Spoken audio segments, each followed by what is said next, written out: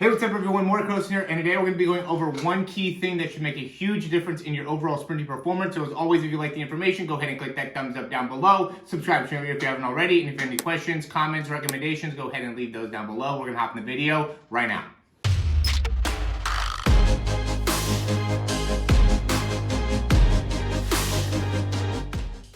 All right, so this is something I was actually doing yesterday. I was working out and I was just working on some single leg jumps, just like one side, just trying to be able to jump in and spend the least amount of time on the ground as possible, and also be able to really maximize the landing to be able to really have a big impact on my contact time. And what I realized is the importance of how I was using my arms in being able to actually achieve that, right? Again, I was trying to make it so I was landing and not making it so I go into any types of collapsing of the feet, collapsing of the knees, making it so I could maintain a strong position within the ankle, so then I could then really quickly get right back off the ground. And what I realized was something that I think would correlate really strong with the overall sprinting mechanics as well. So, what happens is as we're sprinting, we can see, like with me, I'm really driving back with my left arm, as I'm also driving back with my right leg, right? So what happens is I see a lot of people that I think end up going just too far straight back, or even with me here, I'm kind of going out a little bit with my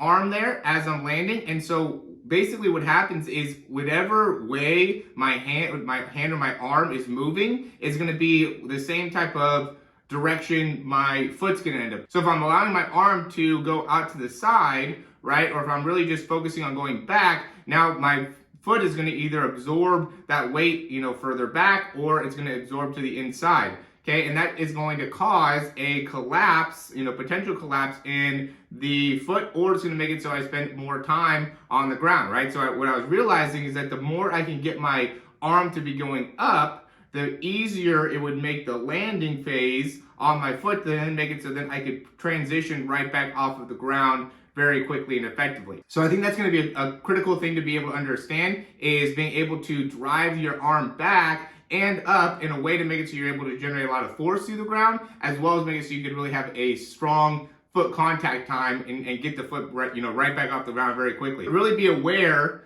of how you're moving that arm back, making sure that you're not going, you're not straightening that arm out too much, or making it so your momentum's going down, making your momentum go only back, or making it so your momentum's going out to the side. All those things are going to make it so your foot is going to challenge the absorption through the foot, which will again impact your force into the ground, which we all know that the amount of force that you're able to generate into the ground has a direct correlation to how fast you're able to go, as well as your foot contact time and how your foot is contacting the ground, right? So if your foot is contacting the ground in an inefficient manner, making it so you have a longer contact time, that's going to slow you down. You want to really maximize the efficiency through the foot, through that landing phase, and by being able to really focus on the arm and how it's connected will, I think, make a big difference in your overall performance. So as always, guys, thanks for watching. If you have any questions, go ahead and leave those down below. I hope this ends up helping you guys out. If it does, I highly recommend you guys checking out some of our speed programs down in the description, just because this is just a small part of all the benefits you're going to be able to get by getting a breakdown of your own speed mechanics. I think that is a